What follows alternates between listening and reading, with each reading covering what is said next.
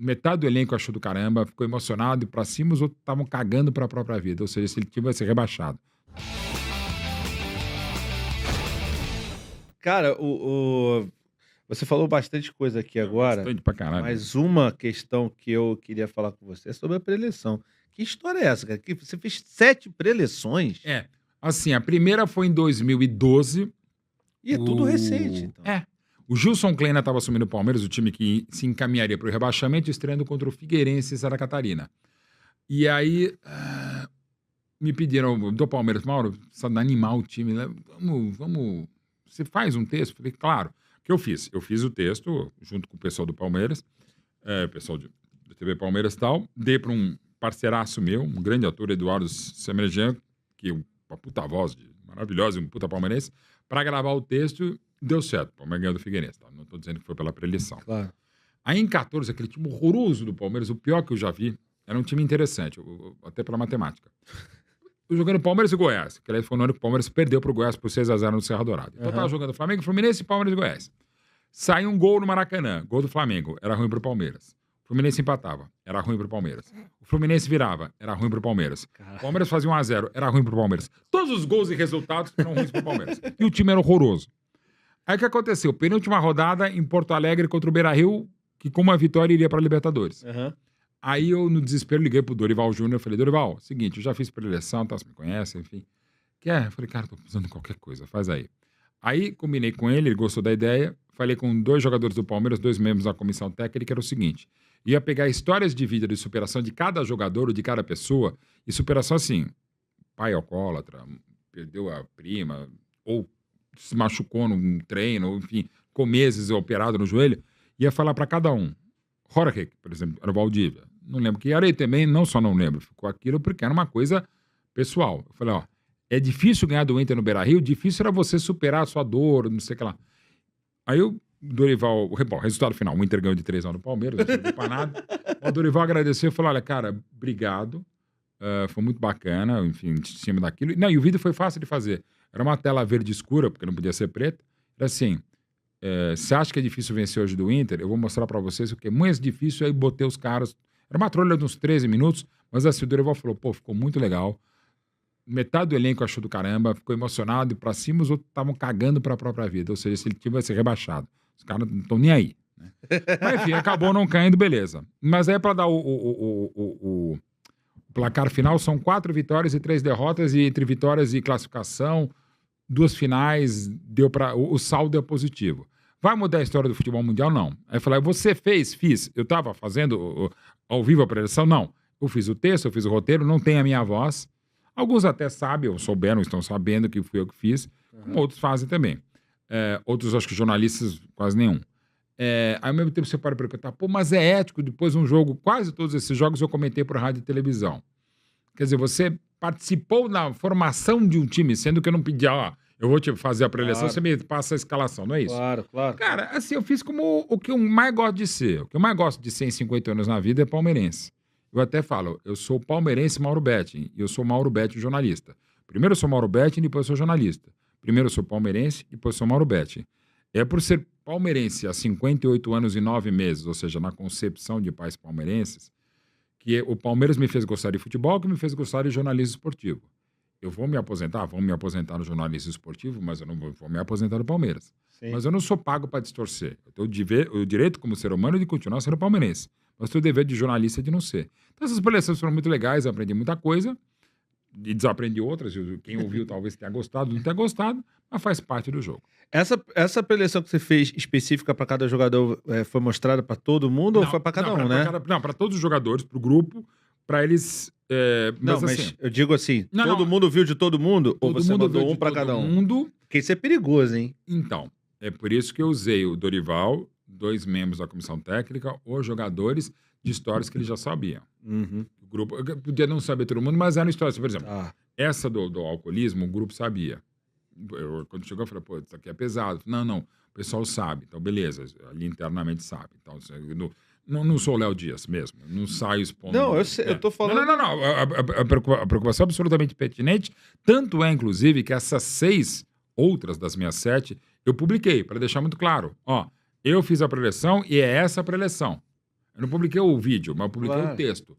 Porque, e até foi interessante, querido amigo, ídolo, colega, discordo muito, ultimamente, bastante, até do Juca Kfouri, mas o Juca tinha comentado que, até depois eu tinha feito uma preleção, não sei mais quem fez, falou, pô, essas preleções só aparecem quando o time ganha. Eu falei, não, senhor, parece que o time perde. Eu mandei para ele todas, ó. Publiquei as que ganharam e as que perderam, só para saber, e ainda deixei claro, esta específica de Palmeiras Internacional é uma questão de vestiário interna e vai ficar lá, e ficou. Né? Eu tenho, claro, ainda o texto, mas assim. E, de novo, é uma polêmica que se tem até hoje. Será que às vezes você pode exagerar na pilha? Você pode dar um para baixo nos jogadores? De um modo geral, as sets são bem diferentes, tá?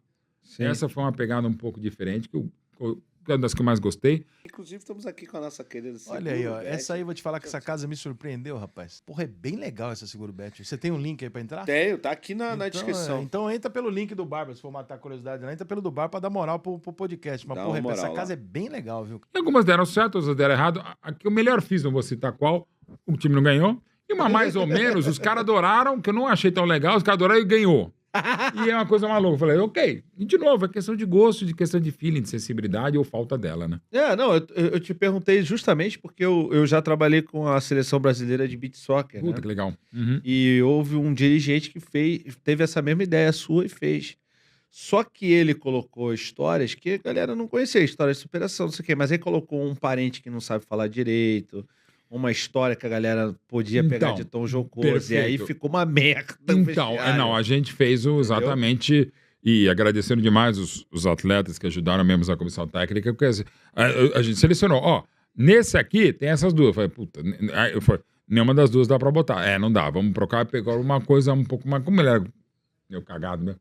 A gente não tinha problemas de outras histórias, mas de novo, tem gente que é contra, por exemplo, o Muricy, que eu adoro, é um cara que é contra, porque acho que pode pilhar negativamente. E, de novo, gente, é diferente. Eu vou pegar dois exemplos do futebol, dois caras que eu adoro e respeito muito. O Edmundo e o Raí, com características completamente diferentes. O Edmundo, para ele funcionar, você tem que jogar ele numa parede de chapisco. Dá porrada, ele funciona. O Raí, você precisa botar no colo e fazer cafuné. Fala, Raí, isso é foda, e é mesmo. Para funcionar. E, Barba, você sabe que é isso. Tem gente, claro, filho, parente, amigo, colega de trabalho, que você tem que ter essa sensibilidade e tem também que ter o acompanhamento profissional do cientista do esporte, do terapeuta, cada vez mais, não só num time de futebol, para tudo, para você ter essa sensibilidade. E tem gente que tem o feeling. O Filipão até já teve mais, e aí não é culpa dele, até falando algumas conversas que eu tive com ele, quando ele volta ao Brasil em 2010 para trabalhar também no Palmeiras, que o que ele fazia e funcionava antes no Grêmio, no Palmeiras e na seleção brasileira, em 10 anos já não funcionava mais.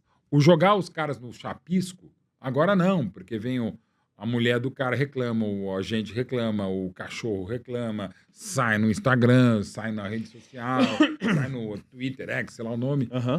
É diferente. Aquela coisa, né? Essa geração Nutella, Enzo, também não gosto. Meus filhos quase chamam Enzo. O meu se chama Enzo. Estamos aqui entre Enzos. Enfim, quantos anos ele tem, o Enzo? 8. Tá normal. E agora se demonizou. Eu tenho um casal de amigos que está pensando seriamente se vai botar Enzo por causa disso, porque, de novo, se criou uma bobagem também. Mas ok. Acho. E, de novo, eu não quero fazer um conflito geracional, mas assim, tem características de gerações. Lógico. Claro que não é todo mundo igual. É outra bobagem dizer que o Palmeiras é Lazio da Barra Funda. Sim, o Palmeiras teve gente mais ligada à direita. Sim, o Palmeiras tem talvez um perfil um pouco mais conservador do que a torcida do Corinthians. Mas, de novo, quando do golpe de 64, quando há a eleição indireta e se elege o Marechal Castelo Branco para ser o primeiro presidente da ditadura militar, o único clube grande que colocou um anúncio nos principais jornais foi o Corinthians, agradecendo o engrandecimento da Revolução de 64 e tal. O Corinthians, que depois teve um movimento, para mim, maravilhoso da democracia corintiana, o Corinthians, por via do seu presidente, Vadielu, que 2 anos depois seria eleito deputado estadual e seria até 2002, que foi líder da Arena, que foi quem fez o discurso que levaria à morte do Vladimir Herzog na Assembleia Legislativa em 75, o Corinthians, só libertário, não. Tinha um presidente ligado à ditadura. Obviamente, o Palmeiras, na época que vira de Palestra Itália para Palmeiras, claro que tinha gente ligada à Itália, porque era a Palestra Itália, e ao fascismo, que era o governo dominante da Itália na Segunda Guerra, Sim. Mas não significa dizer que era todo mundo fascista. Sim. Como no Corinthians não é todo mundo democrático, a gente não pode generalizar num clube de futebol, numa imprensa, num programa, numa empresa, generalizar. Você pode ter alguns pontos em comum. Isso. Mas daí você falar que o Corinthians é só libertário, não. O Palmeiras é só fascista, também não. Essas generalizações à direita, à esquerda, para o centro, para a direita, para o meio, que me irritam muito, sobretudo quando vem por parte da imprensa. Não, toda generalização é burra, né? Quem foi que falou isso? Mesmo. O Nelson Rodrigues fala que toda unanimidade é burra. Mas a generalização burra, não sei quem é, mas assim... É que nem o outro lá, o advogado que trocou o príncipe de Maquiavel com o pequeno príncipe de Saint-Exupéry. Mas, enfim, acontece nas melhores, sobretudo nas piores famílias. Claro. Mas, de novo, é generalização e me irrita muito, que essa coisa também me chama de comunista, o comunista de iPhone. O capitalista de Xiaomi, como é que chama o chinês? Então, vamos chegar ao ponto. Então, você pode usar o celular da China, mas não pode, de novo, esquerda caviar contra a burrice. Enfim, e isso me irrita, essas generalizações. Você não precisa ser... Como o rótulo, também, né? O rótulo, né? De novo, eu não chamo o cara que todo mundo que votou no Bolsonaro de fascista ou de nazista. Pode até ter uma inclinação, pode ter, mas não é. Sim. Não é todo cara que votou no Lula que fez o L. De novo, eu votei no Lula vetando o Bolsonaro, mas não faço L, nunca fiz, agora fiz isso aqui. Deixa eu desfazer, porque não sou Musk de fazer isso, não. A gente vai ter que botar na thumb esse L, tá? Não, se botar, já tá processado. Flávio Dino, meu advogado. Aí, palmas. Não, é do Cano. Não, do Cano é diferente. Ferrou.